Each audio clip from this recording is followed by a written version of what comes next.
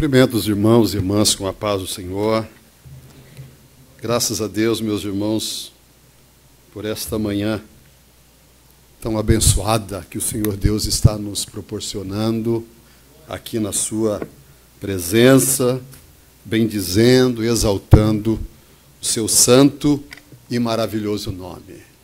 Graças a Deus, nós estamos no dia de hoje encerrando a série de estudos sobre Neemias. Esses dias, as últimas quartas-feiras, nós estivemos pisando a cidade de Jerusalém, não é? Tirando o pó. Cada culto tinha que lavar as mãos, não é? Porque estávamos carregando tijolos aqui todo dia, ajudando Neemias, não é? Cada um na sua luta.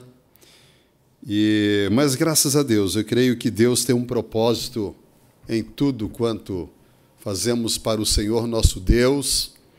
Quando fazemos, o Senhor Deus, Ele abençoa, Ele confirma, Ele trabalha em nossas vidas. É a palavra de Deus, a palavra que é viva e eficaz, mais penetrante do que espada alguma de dois gumes, que penetra até a divisão da alma e do espírito, discernindo os pensamentos dos corações. Essa é a palavra de Deus.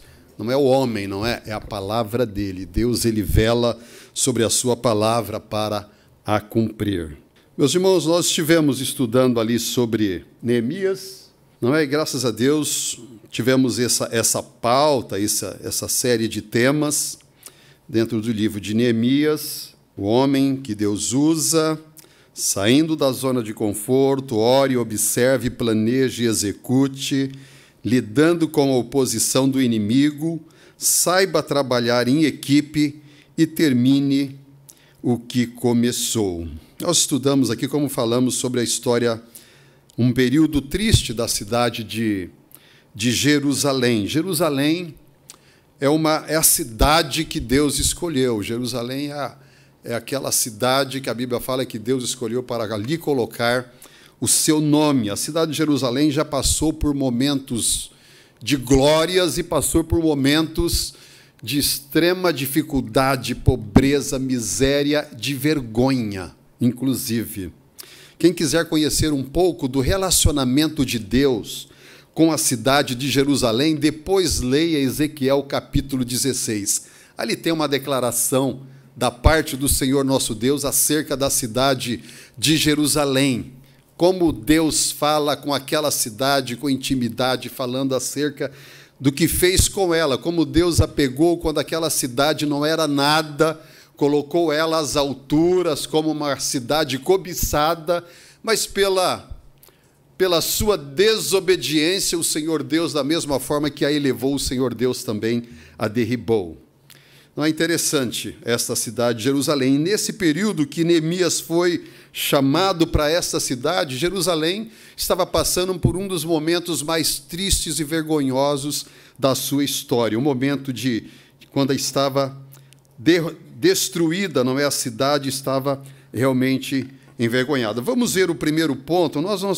O homem que Deus usa, não é? Esse tema que foi ministrado aqui pelo irmão Claudionor de Andrade, queremos fazer apenas criar uma ligação, não é? Criar um vínculo, pegar uma linha e tentar estabelecer uma linha que venha a dar uma certa completude naquilo que foi proposto quando nós estabelecemos esse livro de Neemias, pelo menos parte dele, não é?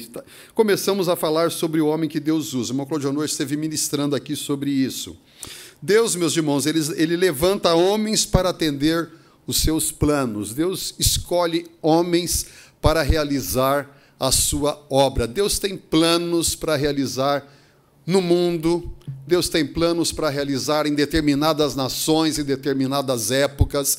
Deus tem planos para fazer uma obra em uma determinada família, uma determinada igreja, e Deus usa pessoas. Deus usa homens simples como cada um de nós que aqui estamos. E Deus continua escolhendo pessoas hoje. No dia de hoje, Deus está olhando e procurando pessoas para realizar a sua obra. Deus gosta de fazer isso. Deus tem prazer em usar homens e mulheres para fazer a sua vontade. Deus conhecia Neemias. Deus sabia do coração de Neemias antes de chamar Neemias. Como Deus chamou Davi. Davi foi um homem que Deus chamou para fazer aquela obra maravilhosa que Davi realizou na nação de Israel. Deus escolheu Paulo, Deus escolheu Lucas, Deus escolheu você para estar aqui na casa. E Deus, meus irmãos, Neemias era um homem que quando Deus o chamou, ele foi angustiado. Não é? Neemias, ele foi angustiado, ele chorou, ele orou, ele buscou ao Senhor nosso Deus, porque aquela situação de Jerusalém caiu no seu coração como um peso profundo. Por exemplo, o seu irmão Anani, Neemias não tinha estado em Jerusalém, mas Anani foi. Anani foi em Jerusalém, viu aquela situação, mas ele não foi sensibilizado como Neemias. Ele voltou, contou para Neemias a situação, e Neemias foi sensibilizado, e ele foi buscar ao Senhor nosso Deus, e ele se colocou à disposição do Senhor nosso Deus para realizar esta grande obra. E é interessante que Neemias, ao mesmo tempo que ele sentiu-se desafiado, ele era uma pessoa antenada, ele era uma pessoa que ele sabia o tempo em que ele estava vivendo, ele sabia os tempos, as estações, era uma pessoa que conhecia a palavra de Deus, ele sabia das promessas de Deus para Jerusalém. Isso aqui, meus irmãos, nos leva também a sermos despertados a entender o tempo que nós estamos vivendo no dia de hoje. Que tempo que nós estamos vivendo? Nós estamos atentos à situação que o mundo está, nós estamos atentos que hoje, no dia de hoje, eu e você devemos estar, como diz ali a palavra de Deus, está em Tito, capítulo 2 e 12, diz assim, ensinando-nos que, renunciando à impiedade e às concupiscências mundanas, vivamos neste presente século, sóbria, justa e piamente, ou seja, temos que estar atento. Que tempo que eu estou vivendo? Lucas 19, 44 diz assim,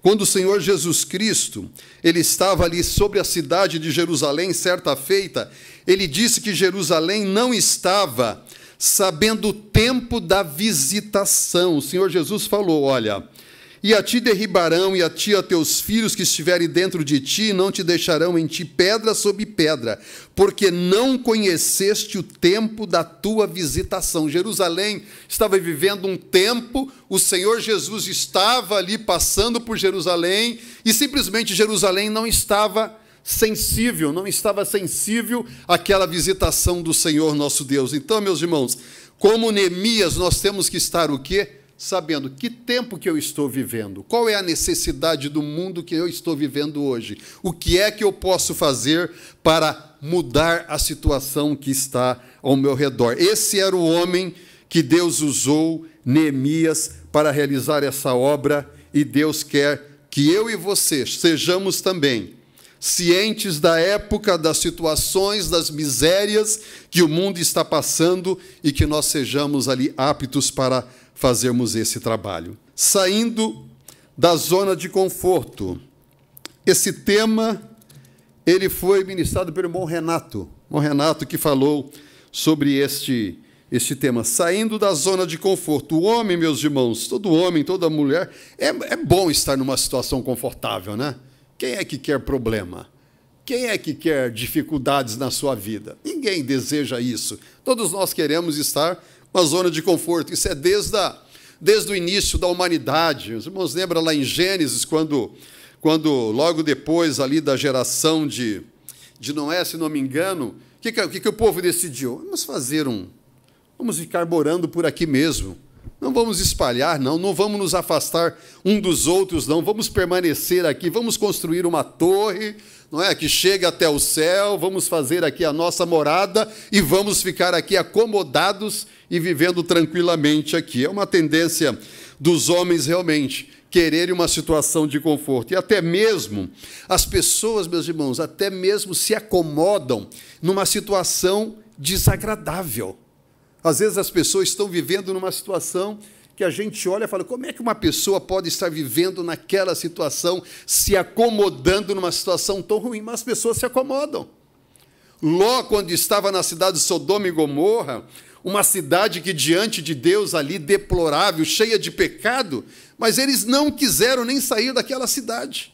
Tiveram que ser arrancados de Sodoma e Gomorra, porque estavam confortáveis, uma situação não era boa, mas estavam ali, não é confortáveis ali vivendo aquela situação. Mas Deus, meus irmãos, Ele quer pessoas que não se acomodem. Deus quer pessoas que, quando são colocados desafios diante deles, essas pessoas saiam, não é? Realizam a obra que o Senhor Deus está colocando nas mãos deles. Quando Deus chamou Noé, o que o Noé fez? A primeira coisa, Noé, construa uma arca. O que o Noé fez? Foi construir uma arca. Noé saiu dali, começou a procurar, chamou seus filhos, mobilizou e realizou uma arca. 100 anos trabalhando, realizando um propósito que Deus fez. Quando Deus chamou Abraão, Abraão, sai da tua parentela. Estou indo, Senhor. Passou a mão ali no embornal dele, não sei o quê, para a família dele, e saiu e foi para onde? Foi obedecer ao Senhor nosso Deus. Abraão vem a sacrificar o seu filho Isaque. De manhã cedo, de madrugada, Abraão saiu para fazer aquilo que Deus tinha desafiado ele fazer. Sejamos, meus irmãos, prontos a sairmos da nossa zona de conforto. Estejamos sempre dispostos a fazer a obra que o Senhor Deus tem colocado em nossas mãos fazer. E Neemias fez isso. Neemias deixou ali a capital, Suzã. Ele morava no palácio. Ele morava no palácio do rei, que era o governante mais poderoso daquela época. É como se Neemias estivesse morando na Casa Branca. Era de lá que saía a ordem para todo mundo. Mas Neemias, ele foi ali, pelo chamado de Deus, deixou Suzã, foi para a cidade de Jerusalém destruída, mas ele foi lá obedecendo a voz do Senhor nosso Deus, saindo de uma zona de conforto para ir para uma situação desagradável. Mas, meus irmãos, sempre que Deus nos chama para uma situação, mesmo que seja de humilhação, o final será de glória. O final é de glória, o final não é... Deus não chama ninguém, meus irmãos, para ficar abaixo daquilo que eles estavam. Certa feita, Pedro estava ali falando sobre o Senhor Jesus, conversando. Pedro falou, Senhor, nós deixamos nossos parentes, nossa casa, eu deixei de ser pescador, eu deixei tudo, e estamos aqui te seguindo, o que é que nós vamos ter? Jesus falou, nessa vida, 100 vezes mais. E depois a vida eterna. Deus, meus irmãos, é rico. Deus, ele tem coisas gloriosas. Se nós soubéssemos o que Deus pode fazer em nossas vidas, se a gente tivesse a dimensão, não é, das bênçãos que o Senhor Deus tem preparado para nós, nós faríamos muito mais, essa que é a verdade. Nós perdemos bênçãos, porque nós não estamos nem sempre realizando da maneira que o Senhor Deus quer. Tem uma alegoria, diz que alguém chegou no céu, aí foi até a casa dele. Quando ele chegou até a casa dele no céu, ele chegou lá, tinha um monte de pacotes de presentes, um monte de pacotes. Falou, que é esse monte de pacotes presentes? Não, eram todas as bênçãos que Deus tinha preparado para você. Você não aproveitou todas elas. Ficou um monte ainda aqui. Então, não vamos perder as bênçãos, meus irmãos. Vamos aproveitar todas elas. No final, Neemias, quando ele saiu de lá de Suzã, foi para Jerusalém, mas Deus o colocou como governador de Judá. Ele governou ali o povo de Israel. A próxima mensagem que foi ministrada pelo irmão Alexandre Coelho. Ore, observe, planeje e execute.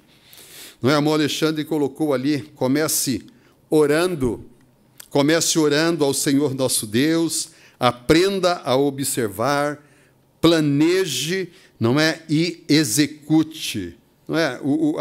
Neemias era uma pessoa de qualidade. Deus sabia o que Neemias tinha quando Deus o chamou.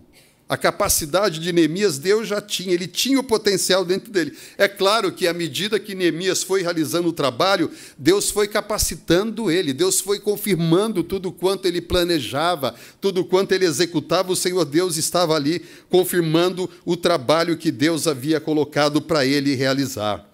Não é? Na CPAD, da mesma forma que Neemias trabalhava com os soldados dele ali, os homens e as mulheres, trabalhavam tendo na mão uma espada, tendo na mão uma pá, ou seja, pá significa trabalho, espada significa a defesa.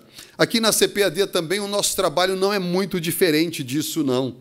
Nós também temos aqui a nossa parte comercial e temos também aqui a nossa parte ministerial. Nós oramos, mas temos que trabalhar, temos que fazer o serviço, cada um na capacidade que Deus comissionou a cada um de nós aqui.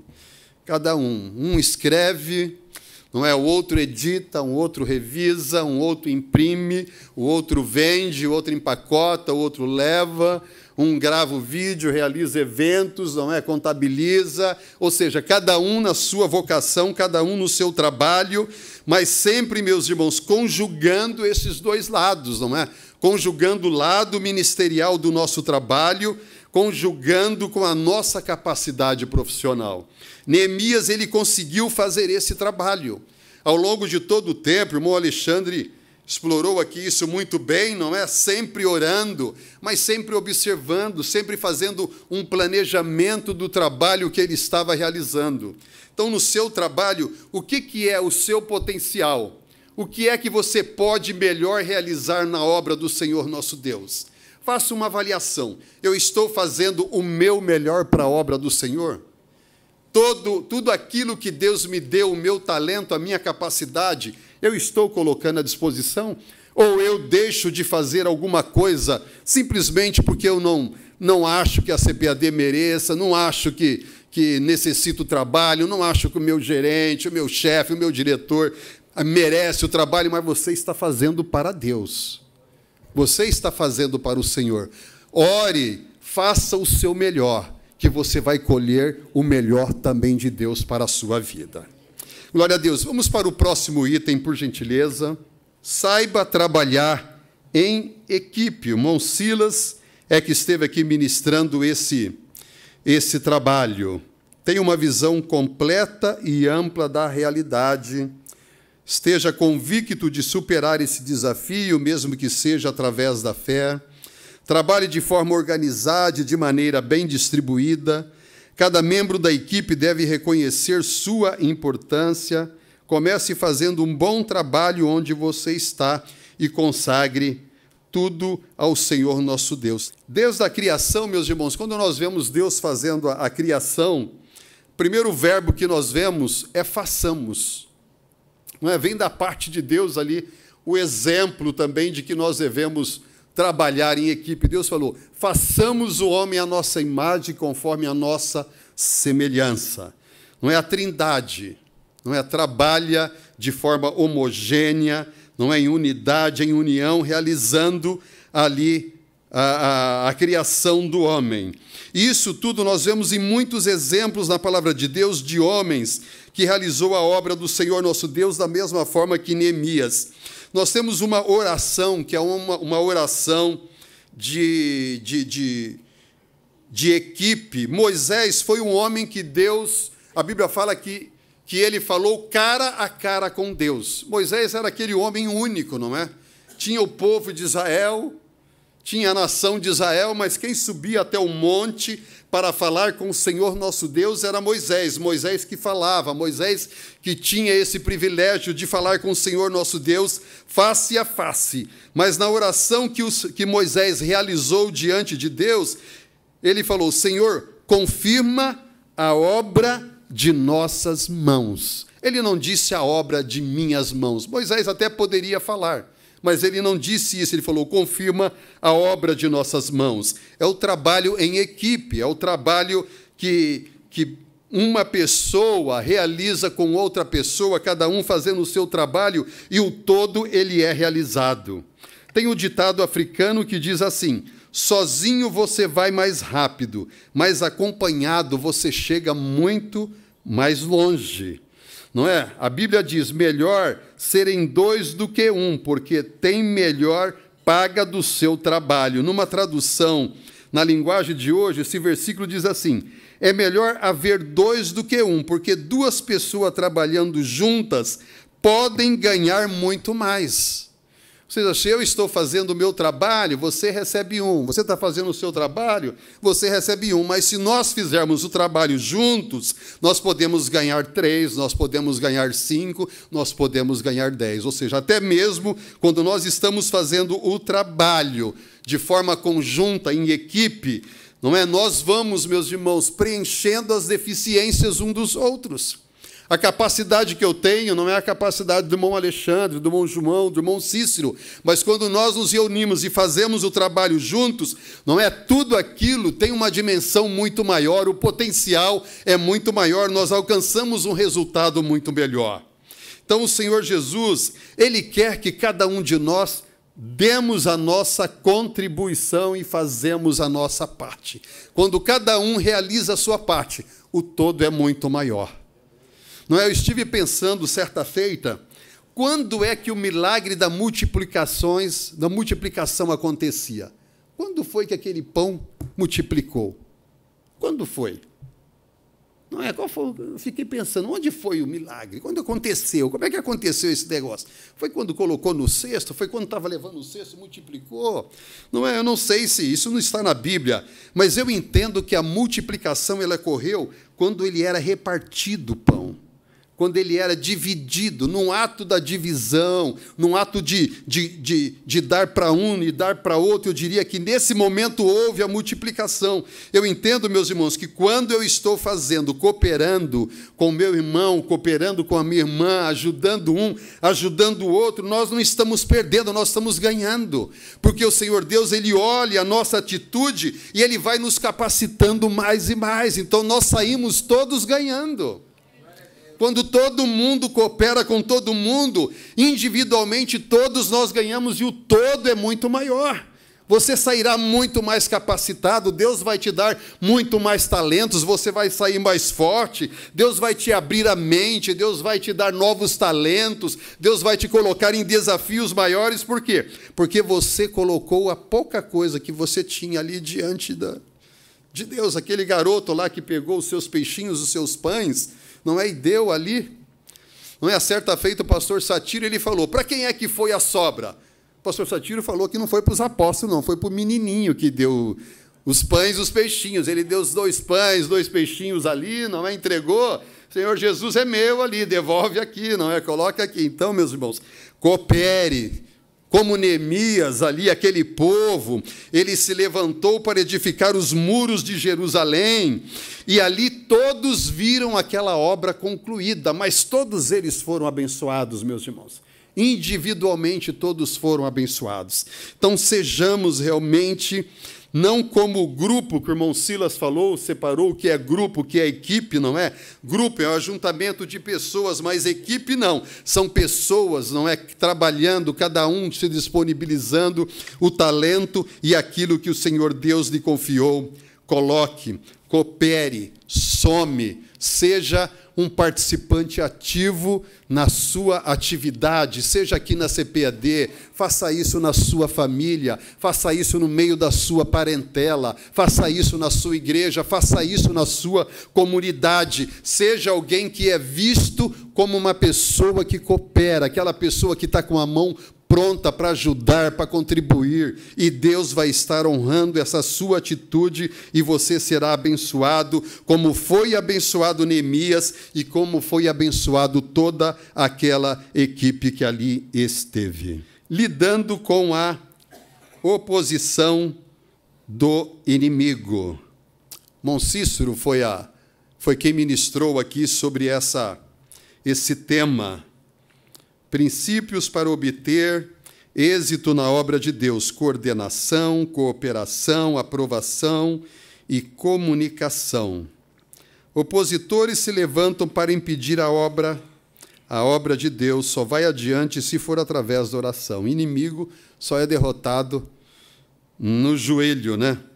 Afronta e desprezo por parte de Sambalate e Tobias o inimigo é perseverante e quer nos vencer através da insistência. Oração, segredo contínuo na vida de Neemias. Nossa luta não é contra a carne e o sangue, temos o Senhor que peleja por nós. Eu tive a ajuda da irmã Ana, que ela esteve puxando o esboço de todos os palestrantes aqui, ela condensou aqui. Irmã Ana, obrigado, irmã Ana, pela ajuda, pelo trabalho. Sobre inimigo, meus irmãos, inimigo, nós só vamos ficar livre do nosso inimigo quando formos para o céu.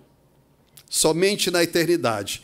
Enquanto nós estivermos aqui, nós seremos, tentados, seremos nosso trabalho impedido, mas da mesma forma, não é que o inimigo se levanta, Deus nos deu as ferramentas espirituais, as armas espirituais para vencermos toda a obra e a maldade de Satanás. O Senhor Jesus, quando ele estava sendo tentado, ele durante 40 dias o diabo foi lá tentando o Senhor Jesus. 40 dias. O Senhor Jesus com fome, sem alimento, durante 40 dias ele foi tentado. E é interessante que a Bíblia diz que, e acabando o diabo toda a tentação, ausentou-se dele por algum tempo. Ele não foi derrotado ali, Satanás, ele vai ser derrotado lá no final.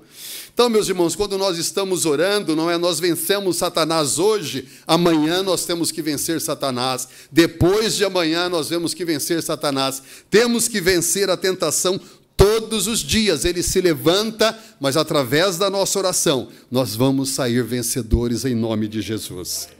Glória a Deus. Pedro até chamou, o diabo, Pedro disse, o vosso adversário. Então, eu e você temos um adversário. Eu e você temos um inimigo. Eu e você temos alguém que está o tempo todo procurando impedir a obra de Deus em nossa vida. Temos ciência disso, porque precisamos estar preparados espiritualmente para sermos vencedores. Tem até um hino, eu gosto muito do hino 185 da harpa cristã, que nesse hino, quando nós cantamos, o hino diz assim, afasta Satanás.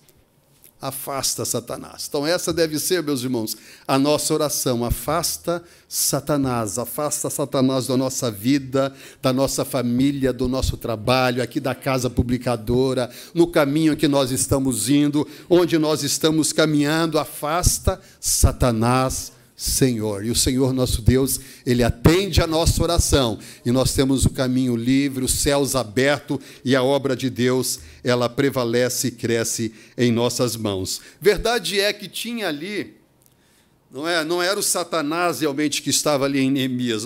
Moncícero destacou ali, Sambalate e Tobias, não é?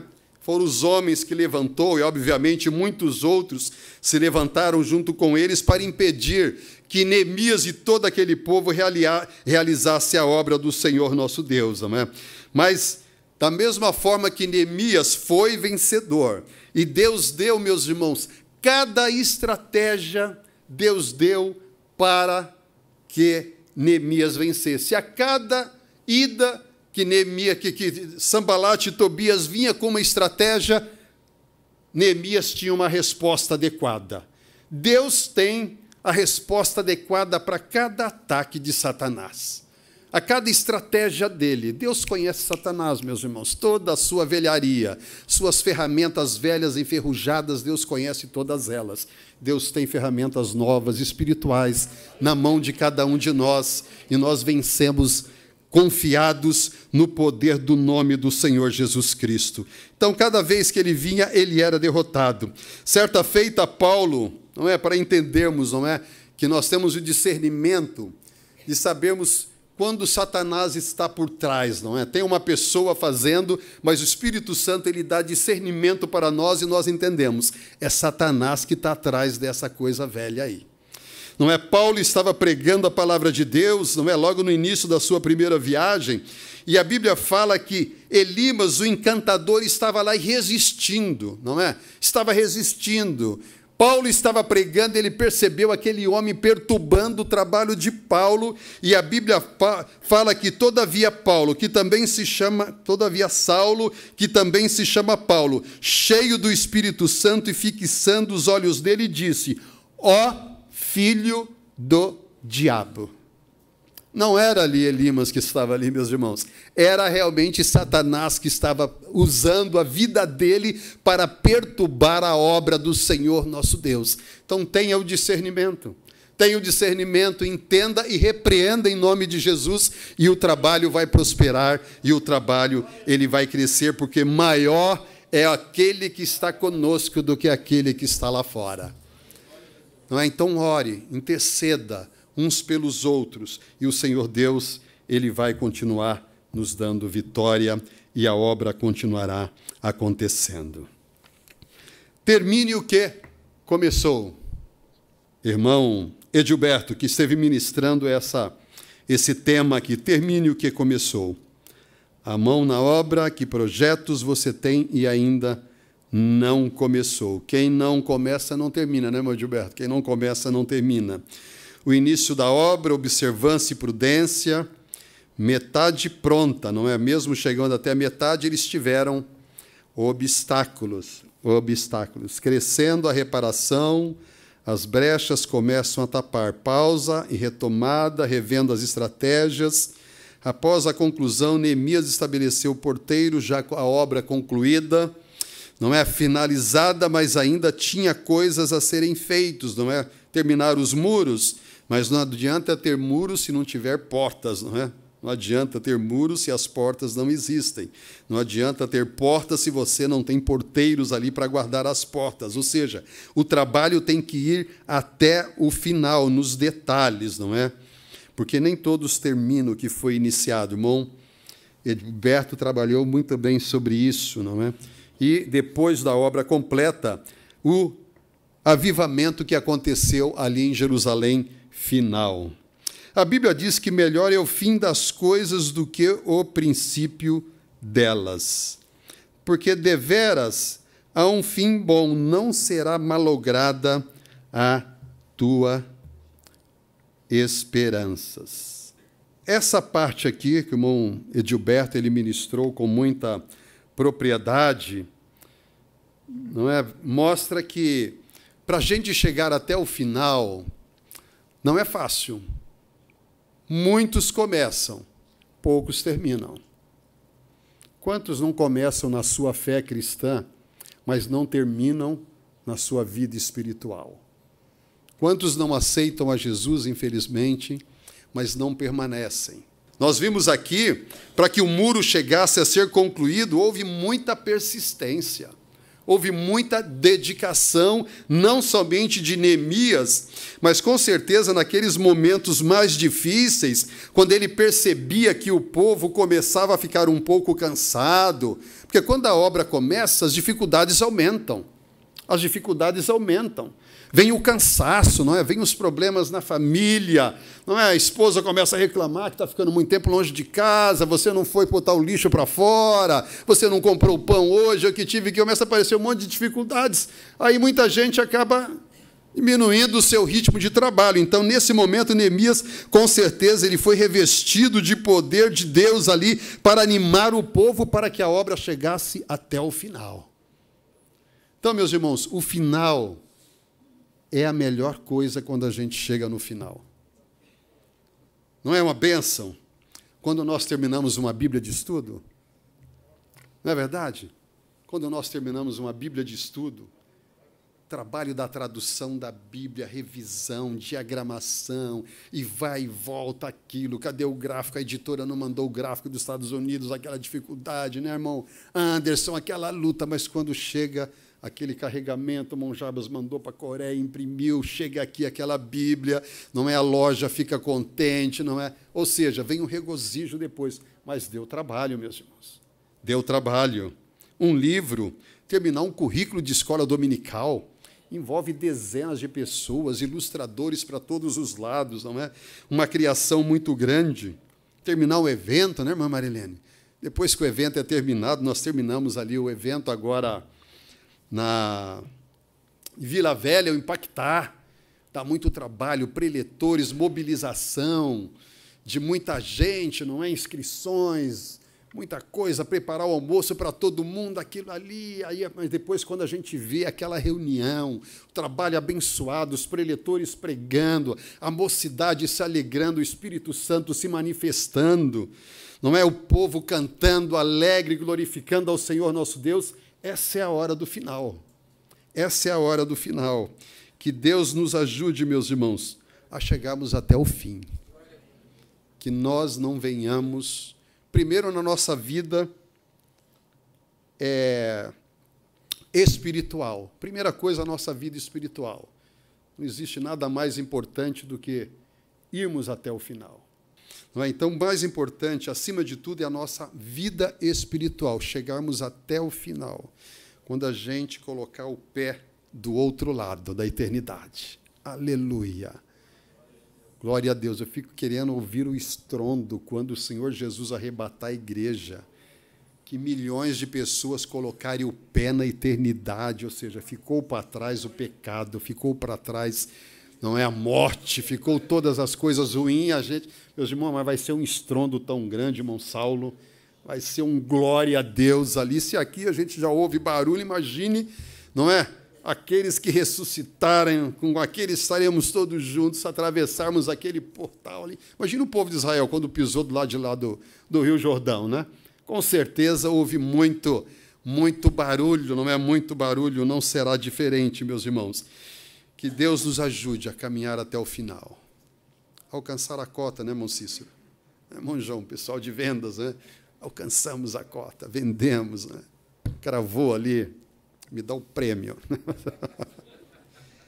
Graças a Deus, existe a recompensa, né, irmão Cícero? Nós temos a recompensa no céu também. Meus irmãos, que Deus nos abençoe, não é? Que esse tema, não é, possa ter nos ajudado.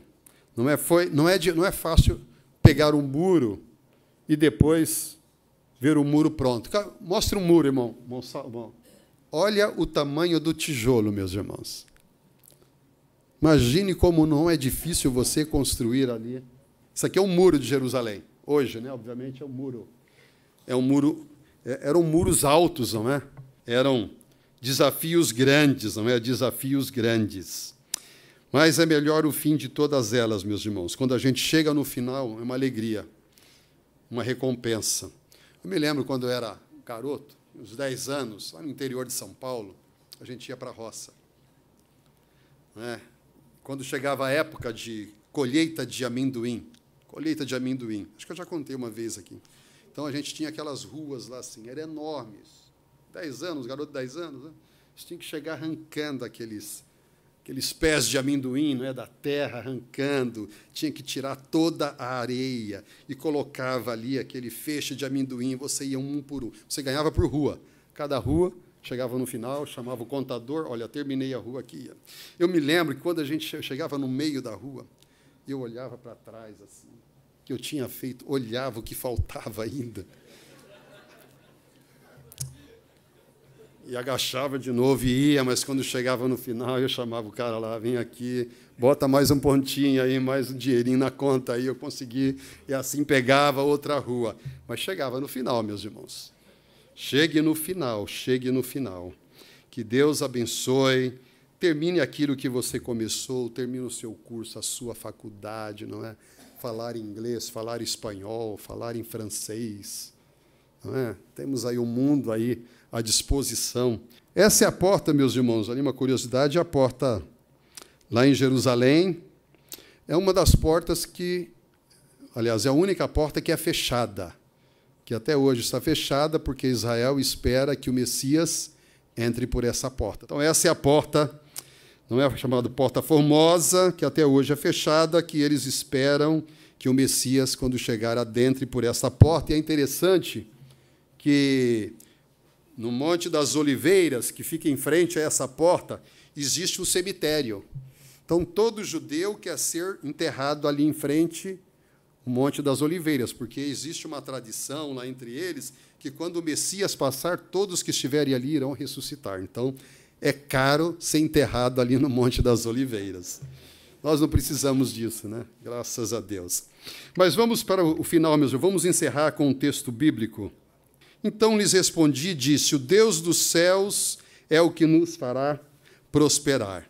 E nós, seus servos, nos levantaremos e edificaremos, mas vós não tendes parte, nem justiça, nem memória em Jerusalém. Meus irmãos, é interessante, eu quero pegar, para encerrar somente esse texto que fala sobre memória. Memória. Como é que nós queremos ser lembrados? Como é que você quer ser lembrado no final? Quando nós chegarmos no final, na nossa família, não é? No nosso trabalho, qual é a memória que nós queremos deixar aqui na CPAD? Qual é a memória que nós queremos deixar na nossa igreja, na nossa família?